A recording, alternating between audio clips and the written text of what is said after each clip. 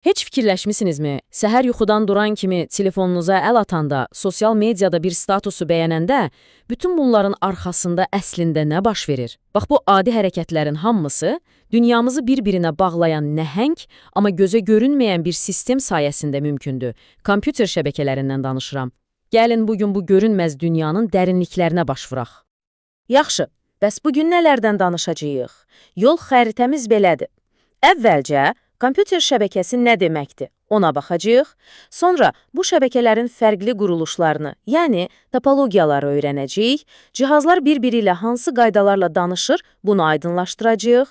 Şəbəkələrin ölçüsünə görə fərqlərini görəcəyik və sonda bütün bu sistemi ayaqda tutan o məşhur OSI modelinə nəzər salacağıq. Hazırsınızsa, başlayaq. Deməli, gəlin hər şeyi sıfırdan başlayaq. Ən fundamental sual, kompüter şəbəkəsi deyəndə əslində nəyi nəzərdə tuturuq? Əslində, çox sadədir. Kompüter şəbəkəsi bir qrup kompüterin və cihazın bir-biri ilə danışmasıdır. Məqsəd nədir? Məlumat və resursları paylaşmaq. Məsələn, evdəki printeri bütün ailə üzvlərinin istifadə etməsi. Bax bu, kiçik bir şəbəkədir. Yaxud da bulut xidmətində saxladığınız şəkillərə həm telefonunuzdan, həm də kompüterinizdən baxa bilməyiniz. Bütün bunlar kabellər, Wi-Fi siqnalları, hətta peyklər vasitəsilə qurulan əlaqələr sayəsində baş verir. Gəlin bir anlıq bir yığıncaq otağı təsəvvür edək. İnsanlar bir-biri ilə danışmaq üçün nə etməlidir? Birincisi, eyni otaqda olmalıdırlar, yəni bir-birlərini eşitməlidirlər. Bu, bizim şəbəkədəki fiziki bağlantıdır. İkincisi isə, eyni dildə danışmalıdırlar. Elə deyilmi? Biri Yaponca, o biri İspanca danışsa, heç bir ünsiyyət alınmaz. Bax, şəbəkədəki bu ortaq dilə də biz protokol deyirik. Yəni, həm fiziki əlaqə, həm də ortaq dil olmalıdır. Yaxşı, bu şəbəkələrdə adətən iki əsas rol olur. Bunu bir restoran kimi düşünə bilərik. Server, yəni mətbəx, yeməkləri, yəni resursları hazırlayır və təqdim edir. Klient, yəni siz, müştəri olaraq o yeməyi sifariş edirsiniz. Məsələn, siz bir veb sayta daxil olanda, sizin kompüteriniz klient olaraq o saytın saxlandığı serverdən məlumatları istəyir. Serverdə həmin məlumatları sizə göndərir. Bu qədər sadə. İndiki təməl anlayışları bildik, gəlin biraz da dərinə gedək. Yaxşı, bu kompüterləri bir-birinə necə bağlayırıq? Onları necə düzürük? Bax, bu düzülüş formalarına şəbəkə topologiyası deyilir. Gəlin görək, hansı variantlar var? İlk olaraq ulduzvari topologiya. Adından da göründüyü kimi, hər şey bir mərkəz ətrafında fırlanır. Təsəvvür edin ki, ortada bir mərkəzi cihaz var. Məsələn, bir hub və ya switch və bütün kompüterlər birbaşa ona qoşulur. Eyni ilə velosiped təkərinin milləri kimi. Hər hansı bir kompüter digəri ilə danışmaq istəyirsə, məlumat mütləq bu mərkəzdən keçməlidir. Sonra gəlir halqavari topologiya. Burada isə kompüterlər bir-birinə bağlanaraq tam bir halqa əmələ gətirir. Məlumatlar necə hərəkət edir? Bir estafet yarışı kimi. Hər kompüter məlumatı qəbul edir, bu mənim üçün deyil deyib, növbəti qonşusunu ötürür. Məlumat lazım olan ünvana çatana qədər bu proses davam edir.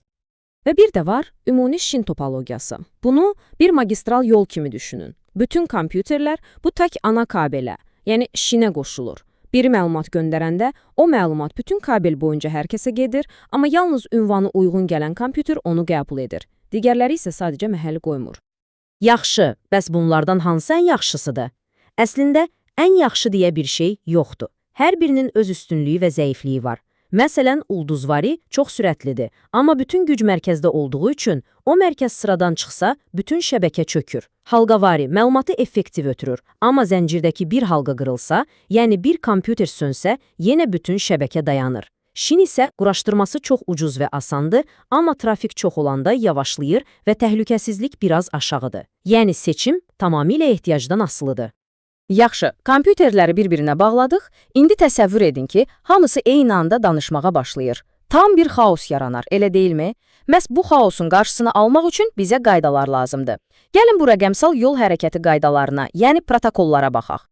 Protokol nədir? Ən sadə dillə desək, bu kompüterlərin bir-biri ilə danışmaq üçün razılaşdığı qaydalar toplusudur. Bu qaydalar məlumatın necə formatlanacağını, necə göndəriləcəyini və qəbul ediləcəyini müəyyən edir. Bütün internetin, bax bu danışdığımız hər şeyin təməlində dayanan bir protokol var, TCP/IP. Buna internetin universal dili də deyə bilərik. İndi maraqlı bir yerə gəldik. Məlumatlar A nöqtəsindən B nöqtəsinə necə gedir? İki əsas üsul var. Birincisi, kanalların kommutasiyası. Bu, köhnə telefon danışıqları kimidir. Siz zəng edəndə sizin üçün xüsusi bir xətt ayrılırdı və siz danışığı bitirənə qədər o xətt məşğul olurdu. Etibarlıdır, amma səmərəli deyil. İkincisi və müasir internetin ürəyi olan üsul isə paketlərin kommutasiyasıdır. Burada məlumat kiçik-kiçik paketlərə bölünür və hər paket öz yolu ilə gedir. Bu analogiya məncə məsələni mükəmməl izah edir. Düşünün ki, qalın bir romanı kiməsə göndərmək istəyirsiniz. Bütöv bir kitab kimi yox, hər səhifəsinə ayrı bir açıqcaya yazıb göndərirsiniz. Bu açıqcalar poçtda fərqli yollarla gedə bilər, bəziləri daha tez çatar, bəziləri geç, amma fərqi yoxdur. Sonda hamısı eyni ünvana çatır və orada yenidən səhifə nömrələrinə görə ard-arda düzülərək kitabı əmələ gətirir. İnternetdəki məlumatlar da məhz bu cür səyahət edir. Dahi bir sistemdir, deyilmi? İndiyə qədər tək bir otaqdakı, bir binadakı şəbəkələrdən danışdıq. İndi isə gəlin kameranı biraz geriyə çəkək və miqyası böyüdək. Şəbəkələr lokaldan qlobala necə dəyişir? Ən yaxınımızdan başlayaq. LAN, yəni lokal şəbəkə. Bu, sizin evinizdəki və ya ofisinizdəki şəbəkədir. Kompüterləri, printeri, telefonları bir-birinə bağlayan, kiçik bir coğrafi ərazini əhatə edən şəbəkə. Yəqin ki, hamımızın hər gün istifadə etdiyi bir şeydir. Bir addım irəli getsək, MAN, yəni metropolin, başqa sözlə şəhər şəbəkəsi ilə qarşılaşırıq. Bu, adətən bir neçə LAN-ı birləşdirərək bütün bir şəhəri və ya böyük bir kampusu əhatə edir. Məsələn, bir bankın şəhərdəki bütün filiallarını bir-birinə bağlayan şəbəkə bir MAN-dır.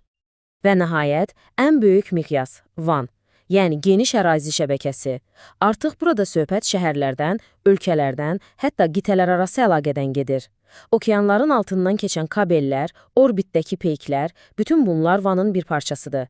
Və bəli, təxmin etdiyiniz kimi, dünyanın ən böyük WAN-ı elə internetin özüdür. Yaxşı, bir sual yaranır. Necə olur ki, Amerikadakı bir server, Yaponiyada istehsal olunmuş bir telefonla problemsiz şəkildə əlaqə qura bilir? Bu qədər fərqli cihaz, fərqli texnologiya, bütün bu harmoniyanın sirri nədir? Cavab, OSI modeli adlanan görünməz bir arxitekturadadır. OSI modeli şəbəkə rabitəsini 7 məntiqi təbəqəyə, yəni səviyyəyə bölür.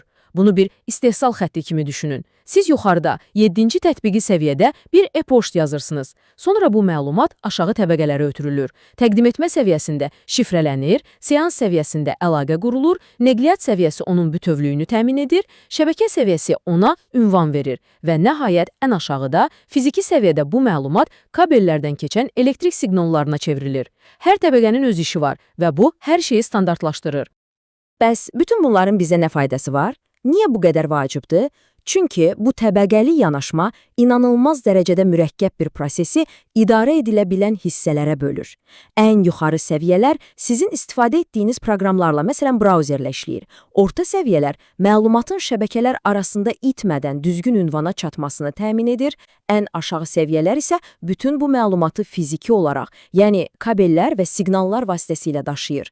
Hər kəs öz işini görür və nəticədə möhtəşəm bir sistem ortaya çıxır. Deməli, növbəti dəfə bir dostunuza mesaj göndərəndə, bir video konfransa qoşulanda və sadəcə bir veb saytı açanda bir anlıq dayanıb düşünün. Sizin bu sadə klikinizin arxasında, arxa fonda səssizcə işləyən bütün bu təbəqələrdən, protokollardan və topologiyalardan ibarət nəhəng, görünməz bir arxitektura var. Bizim bütün rəqəmsal dünyamız məhz bu sistemin üzərində qurulub. Və bütün bunlar bizi son düşündürücü bir suala gətirib çıxarır. Artıq təkcə kompüterlər deyil, evimizdəki soyuducudan tutmuş, avtomobillərə qədər hər şeyin bir-birinə bağlandığı bir dünyada yaşayırıq. Bəs bundan sonra nə gəlir? Rabitənin növbəti sərhəddi haradadır? Bu sualın cavabı bizim gələcəyimizi müəyyən edəcək.